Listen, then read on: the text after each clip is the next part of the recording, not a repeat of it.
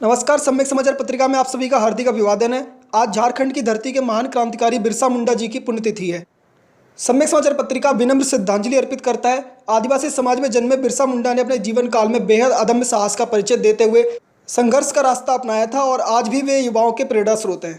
आइए सुनते हैं भीम आर्मी के संस्थापक चंद्रशेखर आजाद ने किस प्रकार बहुजनों पर हो रहे अत्याचार पर, आरक्षण पर और किसानों की समस्याओं पर सरकार को घेरा। मैं चाहता हूँ युवाओं से मेरा एक निवेदन है कि लॉकडाउन चल रहा है तो कॉन्स्टिट्यूशन पे को ज़्यादा पढ़ें, जितना हो सके कॉन्स्टिट्यूशन को पढ़ें। और कॉन्स्टिट्यूशन ही पूर्ण एक मात्र रास्ता है देश को वापस होने सीढ़िया बनाने का। कॉन्स्टिट्यूशन लागू किया जाए, कॉन्स्टिट्यूशन पे काम हो, कॉन्स्टिट्यूशन को समझा जाए, समझाया जाए और कॉन्स्टिट्यूशन से ही आप किसी भी सरकार से अपना विरोध दर्ज करा सकते हैं, लड़ सकते हैं। जो जिस तरह की सरकार कार्रवाई कर रही है उनको जवाब दे सकते हैं, क्योंकि कॉन्स्टिट्यूशन सब चीज़ों का बचाव भी करता है। तो मैं निवेदन करूंगा कि मेरे उस लाइव से पहले सभी साथी जो हैं हमारे भीम आर्मी और आज़ाद समाज पार्टी क्रांतिकारी जो साथी हैं और बहुजन समाज, वो आर्टिकल 14, 15 और 16 जरूर पढ़ें। तो ये जरूरी है, तीनों आर्टिकल पढ़ने। आपको अपने अधिकार पता होना चाहिए। एक अनुसूची 5 जो है 6 और अनुसूची 9 जरूर पढ़ें। इस पर भी बात होगी जब ये लाइव आएगा होगा, रिजर्वेशन और कॉलेजियम को लेके। दूसरा, आपको संविधान में ये भी पढ़ना है कि किस तरह से जो है सुप्रीम कोर्ट के, हाई कोर्ट के जजों की नियुक्तियाँ होती हैं, ये जानना बहुत ज़रूरी है। और किस तरह के अधिकार हमें कॉन्स्टिट्यूशन ने दिए ये भी जानना ज़रूरी है। कहीं ऐसा तो नहीं कि हमारे खिलाफ कोई बड़ी साजिश चल रही। एक और जो बहुत ज़रूरी इशू है, जिस तरह का माहौल बना दिया गया है, बार बार सरकार हिंदू मुसलमान बनाने का प्रयास कर रही है। सच ये है कि सरकार फेल है।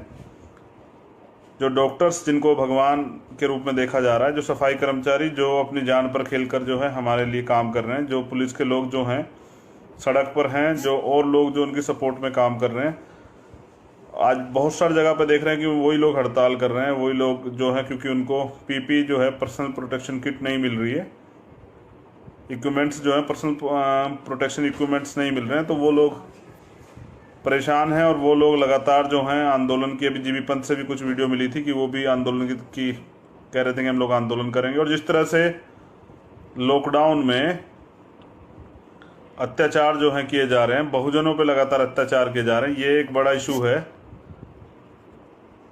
कि लॉकडाउन के समय जो है जिस तरह से एक तरह का चार्ज मिल गया हो, एक तरह की छूट मिल गई हो, एक तरह का जरिया बन गया हो लॉकडाउन इस देश में बहुजनों पर अत्याचार करने का, तो उस पर भी बड़े पैमाने पे काम हो रहा है। कई जगह जैसे रमन भाई का मामला है, जैसे बिहार में एक बच्ची के साथ रेप का मामला है, और एक और पाल समाज की हमारी बच्ची के साथ एक घटना हुई है। उसकी अभी पूरी जानकारी नहीं, मैं उसकी पूरी जानकारी लूँगा, मेरठ द्वारा के साथी द्वारा बताया गया मुझे। तो लगातार जैसे राजस्थान में हो रहा है, हरियाणा में हो रहा है, मध्य प्रदेश में हो रहा है, उत्तराखंड में कई सारे मामले आ रहे हैं, बिहार से कई सारे मामले आ रहे हैं, दिल्ली राजस्थान के मामले, यूपी के मामले, यूपी में भी जगह जगह पे जो है अत्याचार हो रहा है और सामूहिक अत्याचार हो रहा है, सताया जा रहा है। ये गलत है और पुलिस कार्रवाई के नाम पे जो है कागजी फॉर्मेलिटियाँ कर रही है, ये भी बहुत सोचने का विषय है।